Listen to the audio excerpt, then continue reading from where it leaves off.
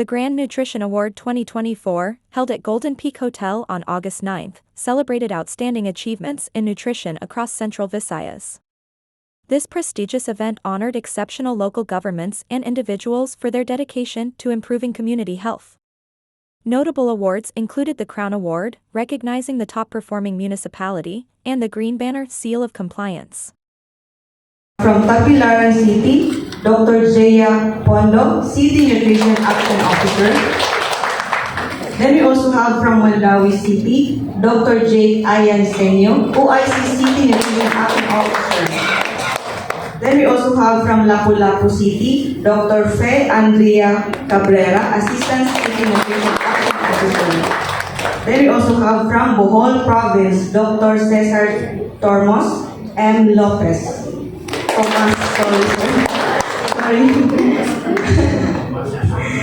Then next we have the Green Banner Seal of Compliance Awardees, third year. We have, of course, from Garcia Hernandez Bohol, we have Mayor Baha. And then for the Regional Outstanding Municipal Nutrition Program Coordinator, we have Miss Jacqueline Caseple, Talibon, Bohol. We have Regional Outstanding Barangay Nutrition Scholar, Nurse Dean S. Suchel Planas, Barangay Campoal, Alicia Bohol.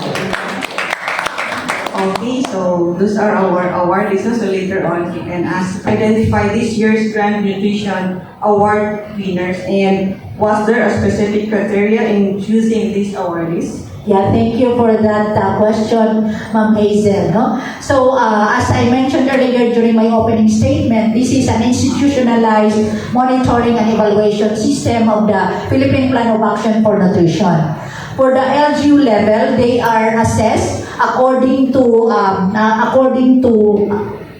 different dimensions. 6 dimensions in particular. Number 1 is the vision and mission of the LGU towards achieving a malnutrition-free LGU, ideally, no? So how they formulated their vision and mission. Second dimension is along nutrition laws and policies. So what the local policies that the LGU formulated and or adapted from the regional policies or a national policy or provincial policy that is applicable to their situation. Third is the level of functionality of the local nutrition committee as well as its management. No, because based on the law, the local nutrition committee, or in particular municipal nutrition committee for municipalities, city nutrition committee, and provincial nutrition committee shall have their quarterly meeting, and they have some expected roles and functions, and if they are implemented accordingly. Then the 5th dimension is the delivery of the nutrition services, the actual provision of services, if it's the level of quality and efficiency and effectiveness of those interventions.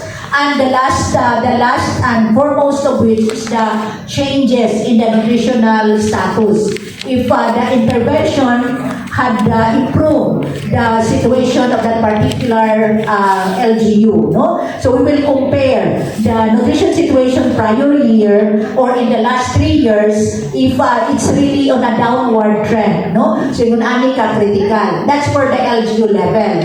For our local nutrition focal points or focal persons, they're also evaluated according to the 7 dimensions, 7 Playland dimensions. And this is based on our nutrition program management system, no? Kaya naman sa NPM or nutrition program management, where their functions are according to coordination is being implemented. Their advocacy efforts to hopefully increase investment in nutrition as well as generating resources from the other sectors. That's also another dimension. And then the planning of the nutrition program, looking into the nutrition situation, the actual situation, and if their plan is is responsive to that situation, and if the plan is aligned with the development plan of the LGU and translated or integrated in the annual investment program. And another dimension is the M&E, no? Because they are also expected, like for example, the municipality, they're expected to monitor and evaluate their different barangays. For cities, the same with the municipalities. For the provinces, they have to evaluate the cities and municipalities under their watch. Of course, for the barangays, they are to look into the different poroks. So that's the dimension that is being looked into, as well as documentation and record keeping. There are certain records that is our basis because, by the way, the system of monitoring that is being done, we term this as MLP Pro, Monitoring of Local Level Plan Implementation Protocol. We are updating this regularly, and of course based on evidences. Paulie and Javier from Cebu Happenings. I'd like to address the question sa mga awardees. Can you share one or two best practices na gibuhat ninyo mo na nakakuha mo aning award? So for me, first, the best practices now na apply is I accept the Municipal Nutrition Action Officer with my full heart. So para maka-bless ko mga kinabuhi. So nalipay ko nga i-continue nga mo serve sa mga among katawhan aron mapaabot ang atoang pinaka-the best na serbisyo sa nutrisyon. So, ang una na akong gibuhat is ang advocacy. So, capacitate na ako ang among mga BNS, ang among MNC members, aron kuan pa siya, mudako or mudaghan ang ato ang mga promoters, advocators sa nutrition program. So, mauni nga nagmapinungahon ang atong programa sa nutrisyon sa LGU Gindulman. Thank you. May hapon sa tanan. Isip usa ka nutrition coordinator, nag-serve ko as a coordinator sulod sa 29 katuig. So ang pagdawag ni award wala na siya gihandom kay dako kay na mga dugog nga gitagaan ni ani nga award. So ang akong gibuhat isip coordinator sa province is pagsugod niya itong pandemic, after the pandemic, so nag-start me o monitor sa mga lactation area sa public and private nga mga establishments. Nag-create ko group chat sa tanan nga mga coordinator sa province sa para nga dali ang nami mga concerns, so dali kayo ang pag-abot dito nila. And also, among gibalik ang naundang man taong monitor sa atong mga LGUs kay tungod sa pandemic. So after the pandemic, among gibalik ang monitoring and evaluation sa mga municipalities and selected barangays. And also,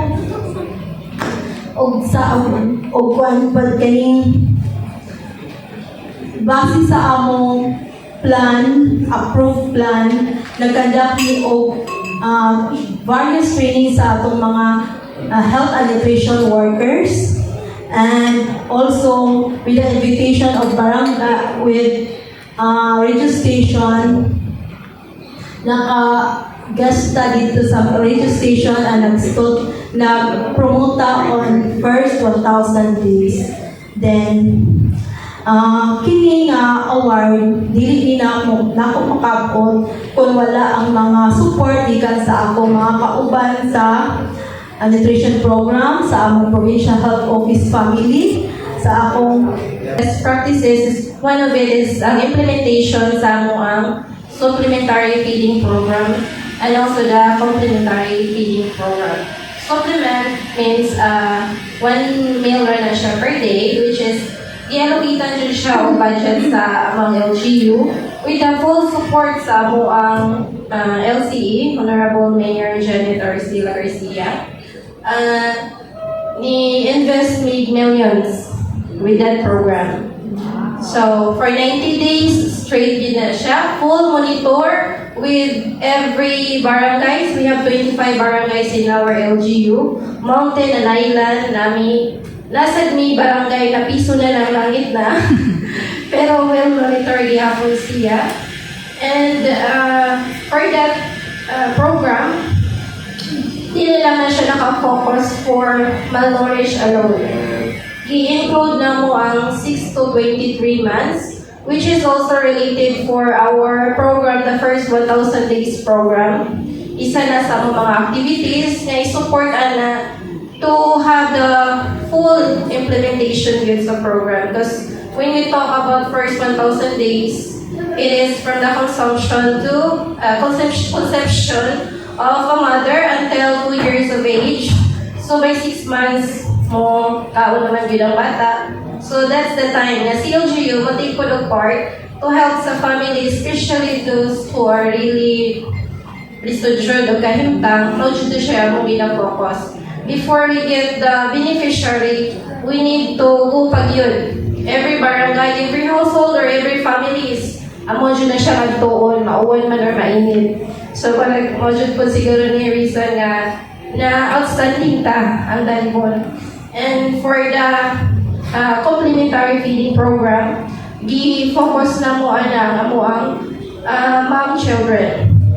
For now, we have 3 active cases of mom children for Talbon.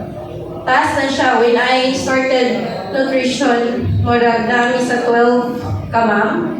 And then, praise by God. And with the help po sa ako ang nutrition team, and our issue, and also sa ato ang LGU, every year, mag-decrease yun, makunhod yun ang malnourished children because ng mga program.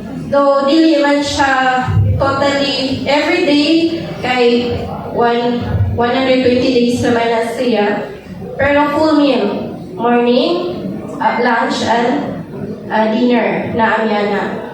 So, sa straight 120 days, syempre mas top to, amo nilay na siyang i-endorse ng DSWD. Kasi DSWD have a lot of fun. So, mo na among initiative, so kanintor na initiative mo na nadyo din ako. Kay, wako ka kuan, so ito sa uban, pero as far as I know, sa ubang LGU, wako ka lumog na kanang naabit tayo ni-endorse. Kami kay core group manggod, each core group, ako yung pa-active. Mo-active dyan sila dapat. Dito dapat ako ra, kay dili ra ako ang nagtrabaho. So, ako dyan silang include nga ma'am, maunan niya ang status sa bata. If ever na mo extra budget or any nga matabang sa family with these children, kamo na ang bahala kung sa inyong mahatag. Basta kay mo nilang status. Then after that, we have the active monitoring. Every month, I want you to be na to per houses, per families and beneficiary para ma-sure na kung hindi siya mabalik pagka-malnourished. And ako sa pag-include for our best practice is our barangay nutrition calendaria. So with that supplementary feeding program, I am very thankful with this with Ma'am Lev and also Dr. Adorna, Dr. Ces, and Sir Andre. Sila may tabang na ako to full para ma-fully activate ang barangay nutrition calendaria. Our LGU invested 2.5 million para 100,000 each barangay para mag-construct sa building, and for the flow or para continue ang iyahang pag-work, like active siya kanunay, na mo isod ang akong supplementary feeding program na budget. So, bali funded hapon sa LGU, ang beneficiary, iko na mo ito, mukaon, kung i-monitor. Okay, salamat. Thank you, ma'am. Wala yung sunod. Acute malnutrition. So, ma'am na siya, no? So, para lang, mo ni ang istorya ni sa atong MNPC nga Ma'am Jackie. Kanang kailangan mo tayo protocol kung whatever type of malnutrition. Mga evidence-based protocol para kung saan ma-ensure ang iyahang rehabilitation. Thank you. Just a clarification. Thank you, ma'am. So, kay mao man tanong nga as a BNS dili lalim labi na kay as a volunteer and scholar. Pero usa jud mi nga naghimo sa mga good practices, usa na ni ana ang amo ang gitawag nga push until some things happen. So ingala jud ni kung do nami gustong kabuton, dili jud na mo hunungan tamang dili na mo makabot. So nga na gano'n. So, as ako sa akong ako as CNS, so sapod sa ako ang good practices is kanang ako jud mismo ang moduol. Hilabi na sa mga stakeholders, mga NGOs, even sa mo ang mga BNC members. Magsamok-samok jud ko nila og kanang naay duol aron lang nga ma-implement or mahatagan og kasulbaran kung unsa ang problema sa mga barangay hilabi na about sa tuang nutrition program. Then also ning balik mi last year og karon nga naa na po'y malnourished pero ang maghapon ng panikamutan nga masulbad ra gyapon na siya. Then about po sa galing sa DA kahibaw man sa nga limited ra ang ilang seeds. So ako mismo nag-initiate po sa akong kaugalingon. Muadto ko sa merkado sa amuang lungsod or sa even sa silingan nga lungsod ug asa ko katunong mangayo ko og mga waste nga diba sa merkado or kanang na ay gulayan. Ilahang mga seeds ana nga kinuha nila para gamon og kanang na ay sari-sari ako nang pangayoon.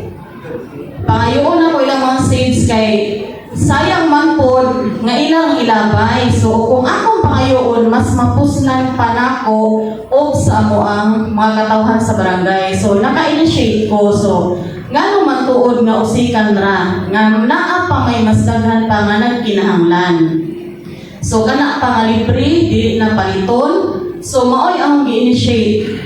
Bahala og kanang ay uwaw para sa akong kaugalingon nga mangayo ko bisag dili na ko kaila pero ako jud gito nang kauwaw. So mangayo ako sa merkado out kanang vegetable vendors adto hanyo na ko nga kung dili na nila gamiton pwede pa nga akong pangayoon ngana. So akong ibuwad sa init kung init then after that to ako pa jud mismo ang mangunay og repack. Tagsa ko na og repack then after ana hatag na sa kada BHW, ang wika ng BHW nga, ipang-distribute ni kada household. Then, ingon po na mong BHW, onya ching, ching di ang agad ay, onya ching, kanang dili man enough nga ika-supply sa tanang household, kay daghan man lagi po ng household. So, ako po silang tuluan nga, siguruhan lamang po itong household nga, wala pa dyan mga gulay, kay naamay uban dyan po nga nanay gulay yan daghan. So, ngayon ay pasiguro. So, usahan po na sa naka-minus-minus siguro po sa problema sa barangay nga sa una, usa sa hinungdan nga na malnourished ang bata tungkol kay dili halos makakaon or dili enough ang pagkaon. So one of our best practices is supporting all stages of life. So from conception until birth, until senior citizen, we are giving support. So sa senior citizen, we are giving rice, milk, eggs for the supplementary feeding program. So it started as ang budget sa amuang nutrition, 200,000. When I was the City Nutrition Program Coordinator. So 200,000 lang. And at present, nahimo na siyang 20 million. So dili yun, actually, dili siya na kadali, dili siya na nasayon to get that amount, no? Dapat hard work, makita sa imuha mga fellow department heads that you are really trying hard, you are working hard as the City Nutrition Program Coordinator, as the City Nutrition Action Officer.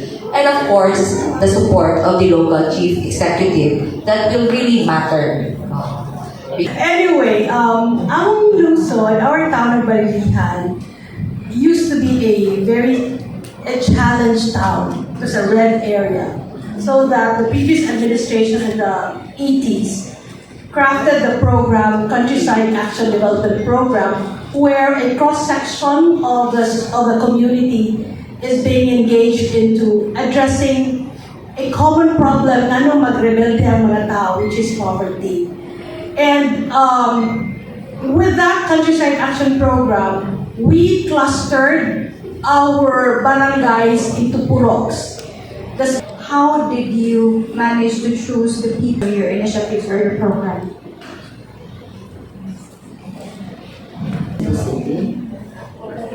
Actually, we all know that Cebu City has enough sufficient budget for the nutrition program implementation. For 2023, we spent around 56 million pesos for exclusive for nutrition program. Aside from our collaboration with government and non-government organizations. So we keep that. As to programs, we follow the PPAN program in the national government. We have dietary supplementation program not only for our preschool children, but we have the complementary feeding from 6 to 2 years old. We also have feeding for 3 to 5 years old. And we don't give feeding to school because they already have the national feeding program. But we have feeding for our underway high school students. Also, on behalf of our Honorable Mayor Junard Ahong Chan, and our Recipient Nutrition Action Officer, Dr. Agnes Rializa. So, I think, Ma'am, no, we're still talking about best practices, right? So, Lapu-Lapu City, daghan gihapon og mga activities and projects for nutrition program. And I think, kanang the best among the best sa kaning mga practices and strategies is one, we have advocacy. So we do modified mothercraft and nutrition class. So kanisha is we have 13 modules na i-lecture or na yung mga activities ani, and then ang participants ani are the parents or caregivers or mothers sa atong mga malnourished children, and we also include ang mga nutritionally at risk pregnant women and also our lactating women. So dili lang ni siya nutrition class, so naapod ni ang mga topics like family planning, immunization, so covered ang everything, dental hygiene. We also have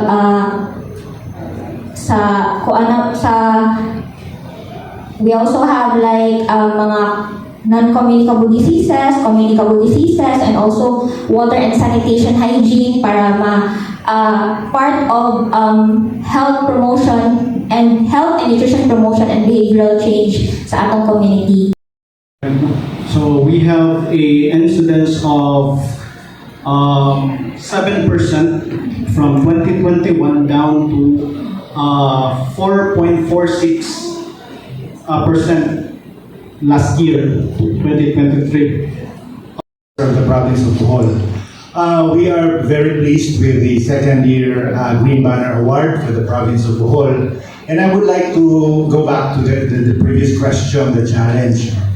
The challenge in our province, and I think this will be shared by other provinces, is the varying degrees of interest and compliance of the different municipal mayors. Needless to say, leadership and governance is a sine qua non for the success of any endeavor. Importante gyud kay si governor, importante gyud kay si mayor, importante gyud kay si barangay chairman. So this is a challenge. And in Bohol, we are very proud that you have overcome this challenge. I would like to connect this with our achievements. The universal healthcare. Bohol is now a functional province, the universal healthcare. And one very good practice that we have done. Mayor Chato and Mayor Bahahe would share with us was our ability to gather all 100% mayors of Bohol, 47 mayors and the city mayor, to sign an inter-LGU commitment to cooperate for universal healthcare. So appeal sa universal healthcare would be nutrition. Nutrition is very essential in public health. So what we are planning to do is to sustain this together with the functionality of the province. Nanay musud po namo na pondo sa among special health fund, and this motivates everyone to work even harder. So coming naman ang among budget year with the buy-in of our mayors, this has created a domino effect for everyone. I'm sure our mayors will allocate a very good budget for nutrition, all mayors, and the province likewise will support the program with enough budget. Thank you very much. Everyone, Ma'am Lep, and all the guests, good afternoon. For Negros Oriental, dako kami challenge. You know, first challenge was the political challenge. Our governor, dili siya i-approve yung budget because majority ang against niya in the Sangguniang. The late governor who died, and then we also had the transition period. No? So, grabe ka ang governor, duha ka pok nangamatay, then, so we really had a hard time with Negros Oriental. But now, since we are already stable, and even though the budget is only small, but we work on it. No? We work on it, and the cooperation with all the PNC members, and of course with our governor, and then most of the budget, padulong na mo sa amo ang honorarium sa mga barangay nutrition scholars. No? We give them really, maski gamay na mong gihatak, but we give them priorities, especially hospitalization. So para they will, because they are our partners at the grassroots level.